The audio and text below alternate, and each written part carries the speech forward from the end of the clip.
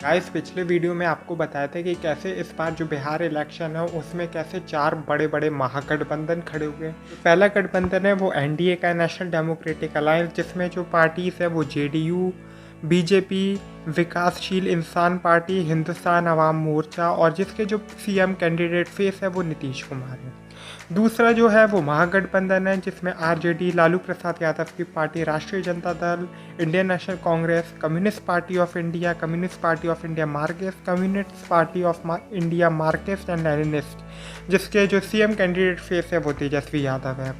Grand democratic secular front, जिसमें 6 parties है: राष्ट्रीय लोक समता party, Bahujan Samaj party, Samajwadi Janata Dal democracy, AIMIM, सहलदेव Bharatiya Samaj party और जनवादी पार्टी, जिसके सीएम कैंडिडेट फेस है उपेंद्र कुशवाहा। वही जो चौथा गठबंधन है वो है PDF, प्रोग्रेसिव डेमोक्रेटिक अलायंस, जिसमें जन अधिकार पार्टी, लोकतांत्रिक पप्पू यादव की, चंद्रशेखर आज़ाद की Azad Samaj party, social democratic party of India, Bahujan Mukti party, और इसके जो सीएम कैंडिडेट फेस है वो पप्पू यादव है। साथ साथ जो कुछ पार्टीज हैं वो अकेले लड़ना पसंद करती है, जिसमें लोक जनशक्ति पार्टी, रामविलास पासवान की पार्टी थी, वही शरद यादव की लोकतांत्रिक जनता दल, और जो अदर पार्टीज हम कह सकते हैं जो वो भी लड़ती हैं वो है शरद पवार की नेशनल कांग्रेस पार्टी या फिर उद्धव ठाकरे की शिवसेना, और JMM भी लड़ रही है। कि हम बात करें इसमें 19 पार्टी महागठबंधन या फिर गठबंधन कॉलिशंस में लड़ रही है और बहुत सी पार्टी अकेले लड़ रही है, और न जाते हैं कितने इंडिपेंडेंट कैंडिडेट्स लड़ रहे हैं। लेकिन फिर भी अगर हम बात करें तो जो सीधी लड़ाई है वो दो लोगों के बीच है, दो ग्रुप्स के बीच है। एक तरफ है जेडीयू, नीतीश कुमार जिनके फेस है, जिनके साथ बीजेपी खड़ी है। दूसरी तरफ तेजस्वी यादव है, लालू प्रसाद यादव के लड़के, और जिनका पीछे खड़ी है इंडियन नेशनल कांग्रेस। यह हमेशा से ही देखा गया बिहार के इलेक्शन में पिछले कई सक्सेसिव टर्म्स में आरजेडी मतलब लालू प्रसाद यादव की पार्टी, आरजेडी की सरकार बने या ना बने, लेकिन ये हमेशा देखा गया कि जो आरजेडी है उसका हमेशा वोट शेयर और वोट परसेंट हमेशा सबसे ज़्यादा रहा। और पिछले इलेक्शन का जो रिजल्ट था उसमें भी कुछ इस तरह था, क्योंकि नीतीश कुमार जो थे वो लालू प्रसाद यादव के साथ कोalition में लड़े थे, जिस वजह से जो है क्या कहते हैं नीतीश कुमार ने बाद में धोखा दे दिया और वो बीजेपी में घुस गए। सिर्फ और सिर्फ अब उनके कुछ पॉलिटिकल रीज़न हो सकते हैं। नीतीश कुमार है वो पिछले 15 साल से बिहार को संभाल रहे हैं, लेकिन जो रीज़न्स है, कुछ मुद्दे हैं कि बीजेपी चाहेगा कि हम IT सेक्टर बनाएंगे, हम 10 लाख नौकरियां देंगे IT सेक्टर में, इंफॉर्मेशन टेक्नोलॉजी, लेकिन जो एक रीज़न आता है कि बिहार में जो लोकल कंपनीज है वो तक बिहार छोड़ छोड़ के भाग रही है, तो हम ये कैसे उम्मीद कर सकते हैं IT सेक्टर बनाएंगे। अब हमने एक जो सबसे बड़ा रीज़न डिस्कस किया था अनएम्प्लॉयमेंट का। अनएम्प्लॉयमेंट सिर्फ बिहार का मुद्दा नहीं है, ये मुद्दा है पूरे के पूरे देश का। अनएम्प्लॉयमेंट आप अच्छी तरह जानते हो कि कितनी पीक पे है हमारी अनएम्प्लॉयमेंट, लोगों के पास नौकरियां नहीं है, और जब से हमारा देश आज़ाद हुआ अनएम्प्लॉयमेंट कभी भी इतने पीक पे नहीं रही है जितने आज है। उसी के साथ साथ अगर हम बात करें अनएम्प्लॉयमेंट के अलावा तो GDP क्रैश कर गई है, क्योंकि लोगों के पास नौकरी नहीं है, तो GDP संभालेगा कौन जब लोग खुद ही नहीं कमा रहे हैं। अब ये तेजस्वी यादव इस मुद्दे पे बहुत अच्छी तरह खेल गए कि उन्होंने 10 लाख गवर्नमेंट जॉब्स का ऑफर दिया। हालांकि बीजेपी ने रिस्पॉन्स में कही हम 19 लाख रोजगार देंगे, लेकिन उन्होंने तेजस्वी यादव ने बहुत अच्छी तरह डिफाइन किया कि रोजगार और जॉब्स में बहुत बड़ा फ़र्क है। मैं गवर्नमेंट जॉब्स की बात कर रहा हूँ, रोजगार तो पकौड़े बनाना भी होता है। सबसे बड़ा डिफरेंस हमें देखने को मिल रहा है कि इसमें इस बार जितने भी हैं, इस बार जो दो सबसे बड़े नाम थे, या फिर हम कहें एक जो सबसे बड़ा नाम था बिहार इलेक्शन में जो हमेशा रहता था लालू प्रसाद यादव, वो गायब है, और जो रामविलास पासवान वो भी गायब है। ये नाम के गायब होने से हमें खैर ये तो नहीं पता कि बीजेपी को फ़र्क पड़ेगा, वो जीतेगी, उनके वोट शेयर पे फ़र्क पड़ेगा, लेकिन हम ये उम्मीद करते कि मुझे तो लगता है कि कोई फ़र्क नहीं पड़ेगा। बिहार में जो सबसे ज़्यादा परसेंटेज है पूरे इंडिया में वो एक युवा का, अगर हम परसेंटेज वैल्यू में बात करें तो जो युवा है वो ज़्यादा से ज़्यादा अट्रैक्ट होता है युवा की तरफ, और इस वक्त तेजस्वी यादव जिनकी एज मेरे ख्याल से 31 के अराउंड होगी वो है, तो हम उम्मीद तो यही करते हैं कि तेजस्वी यादव को इस बार फ़र्क पड़ेगा।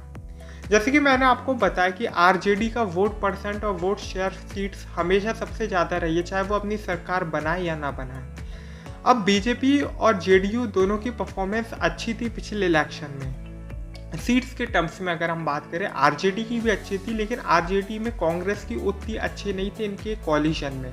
लेकिन अगर कांग्रेस अच्छा परफॉर्म कर दी तो ये माना जा सकता है कि आरजेडी अपने ही दम पे बना लेगी सरकार, उसे किसी की ज़रूरत पड़ेगी ही नहीं। एक जो सबसे बड़ा हम बात करते हैं एग्जिट पोल्स की। हालांकि हमने एग्जिट पोल्स देखे, जितने भी गोदी मीडिया के नेटवर्क्स हैं वो सब दिखाती कि कुछ बीजेपी या एनडीए जीत रही है, एनडीए का कोalition। लेकिन एक जो सबसे बड़ी बात जो सोचने वाली है कि अकॉर्डिंग टू अ सर्वे या हम पोल की बात करें तो एनडीटीवी ने हाल ही में मोस्ट ट्रस्टेड न्यूज़ चैनल का अवार्ड भी जीता, और उसी के साथ साथ बिहार में जो सबसे ज़्यादा न्यूज़ चैनल देखा जाता है वो एनडीटीवी है। तो ये एक सोचने वाला विषय है। बात करते हैं ऊपर से रेशियो लेते हैं, क्योंकि हम एग्जिट पोल को एक पूरी तरीके से गलत या सही नहीं बोल सकते, क्योंकि हमने पिछले बिहार इलेक्शंस में भी एग्जिट पोल्स को देखा था और रिजल्ट क्या रहा था आप अच्छी तरह जानते हो, रिजल्ट एकदम उल्टा रहा था। लेकिन वही अगर हम बात करें, क्योंकि बिहार की जो पोजीशन है या बिहार की जो पॉलिटिक्स है वो एक हद तक यूपी की तरह सिमिलर रहती है। तो यूपी में जैसे कि हमने देखा था कि कैसे मुद्दों को हटा के हिंदू पोलराइजेशन पे खेला गया था। हिंदुस्तान पाकिस्तान की बात की गई थी, शमशान कब्रिस्तान की बात की थी, हिंदू मुस्लिम की, दिवाली ईद की बात की गई थी। तो एक जो सबसे बड़ा रीज़न देखा गया था, अगर वही सेम पोलराइजेशन करने में कामयाब रहती है तो शायद से बीजेपी जीत जाएगी, क्योंकि बीजेपी इस वक्त रूलिंग पे है। तो उनसे क्वेश्चन पूछा जाएगा, एनडीए गवर्नमेंट से क्वेश्चन पूछा जाएगा कि आपने काम क्या किया। लेकिन अगर लोगों को भटका दिया जाए कि क्वेश्चन ये नहीं पूछो, क्वेश्चन ये पूछो क्या हम मंदिर बनाएंगे या फिर ये करेंगे, तो वो पोलराइज करने में कामयाब होगी कि नहीं वो डिपेंड करता। तो वही दूसरे पे अगर जेन्युइन मुद्दों पे ये लड़ा जाएगा कि अनएम्प्लॉयमेंट पे लड़ा जाएगा या फिर रोजगार पे लड़ा जाएगा, जीडीपी पे लड़ा जाएगा कि हाँ भाई लोगों को नौकरी चाहिए, लोगों के पास खाना खाने को पैसे नहीं है, तो शायद से बीजेपी के लिए बहुत मुश्किल होगी पूरे के पूरे एनडीए अलायंस के लिए।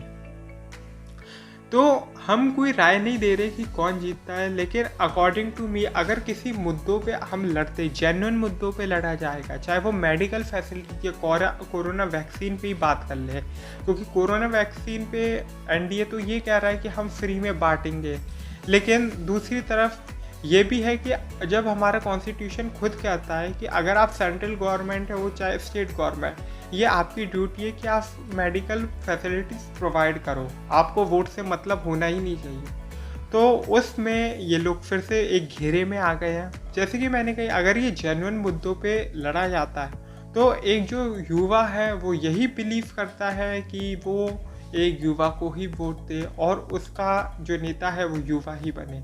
तो हम ये उम्मीद तो यही कर सकते हैं कि तेजस्वी यादव बनेंगे। तो हम अकॉर्डिंग टू मी, मुझे तो ऐसा एस्टिमेट लग रहा है कि Tejashwi Yadav can be the next chief minister, क्योंकि नीतीश कुमार का अब शायद से टाइम चला गया। क्योंकि एजुकेशन सिस्टम की बात करें तो एजुकेशन सिस्टम जहाँ पे 3 साल में आपको एक ग्रेजुएट बीएससी बैचलर्स डिग्री मिलती है, एक नॉर्मल बैचलर्स डिग्री, तो वही बिहार के अंदर 6 साल लग जाते हैं। बहुत सी मेडिकल फैसिलिटीज़ है कि एम्स बन रहा था, आईआईटीज आ रहे थे, पता चला अभी तक स्टार्ट तो हुआ नहीं, शिफ्ट पे शिफ्ट हो जा रहे, नहीं इधर बना रहे उधर बना रहे। नरेंद्र मोदी ने फिर से अपना प्रचार शुरू कर दिया है, जिसमें अब तो सब लोग कोरोना को भूल ही गए हैं, और प्रचार में कुछ ऐसा देखने को मिल रहा है कि प्रचार में वो लोग फिर से हिंदुस्तान पाकिस्तान की बात आ गई है, हिंदुस्तान चीन की बात आ गई है, और हिंदू मुस्लिम की बातें हो रही हैं। तो अगर पोलराइजेशन करने पे कामयाब रहते हैं तो आप जानते हो रिजल्ट क्या रहेगा, क्योंकि ये क्वेश्चन किया था अपोजिशन ने कि जो एनडीए के पोस्टर्स हैं उसमें मोदी के नाम पे इलेक्शन लड़ा जा रहा है, लेकिन मोदी तो प्राइम मिनिस्टर है, वो चीफ मिनिस्टर के नाम पे इलेक्शन कैसे लड़ रहे हैं। मतलब क्या हम ये उम्मीद कर सकते हैं वो बिहार के चीफ मिनिस्टर भी बनेंगे।